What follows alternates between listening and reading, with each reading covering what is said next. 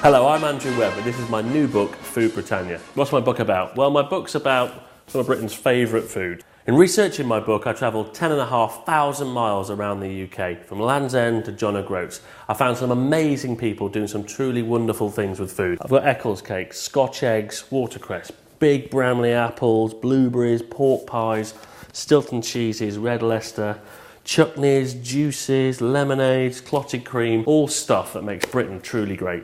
I've got down the front here one of my favourite things from the northwest, and that's an Eccles cake. Now listen to this, it's going to be like breaking glass. Ready? That's what you want in an Eccles cake. But if you look in there, you can see why they call it a dead fly pie. There's an interesting history to the Scotch egg. First recipe I can find, it comes from an 1804 book by Maria Rundle called A New System of Domestic Cookery. But the people who really took them to their hearts were the Victorians, and they loved them on their picnics. It's fundamentally a full English breakfast compressed under its own weight into a sphere. You have an egg centre, sausage meat, and then breadcrumbs and the whole lot deep fried. These Scotch eggs are made by Neil and Penny Chambers in Worcestershire. What they've done with this one is mix the sausage meat with black pudding, and it gives it a wonderful earthy flavour. What would you call this? Scone or scone? Me, I pronounce it scone, but then I'm from the north. I think scone just sounds weird. I like to put cream on first. So it's wonderful Cornish clotted cream. Now I've got here some apricot jam because we haven't got any strawberry in the house. For me, I just enjoy it this way. Fruit hitting your mouth first, you taste that sweetness, and there's a lovely kind of cooling, mouth-filling effect to the cream. So as well as scone and scone and cream on first, jam on first, there's another way. This is called thunder and lightning. And it's clotted cream, and then either golden syrup, or if you're really up for an adventure, treacle.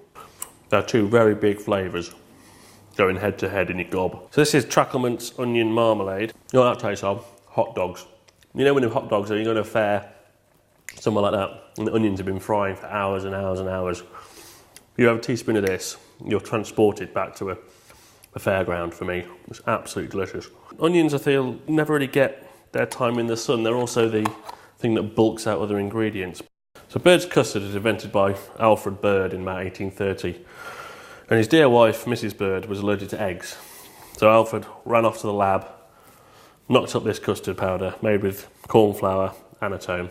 She's also apparently allergic to wheat, which probably makes her one of the world's first fussy eaters, so God knows what they poured it on. I've got here a pack of Fisherman's Friends. It was developed by a chemist in Fleetwood, Lancashire. And he found that sailors were getting sort of sore throats and coughs and colds while out at sea.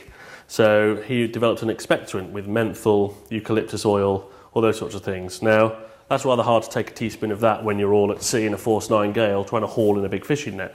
So he baked them into these little pastels.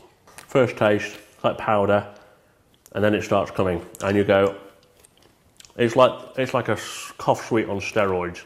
If you want to put your kids off sweets, you can give them one of these. It actually says on here, this product is not recommended for children under 5 years of age. I don't know about you, but I'm sick of grab bag, snack stop, mega bucket Britain. That isn't food, it's fuel. This is food made with passion, care and love. It's our heritage, but I believe it's also our future.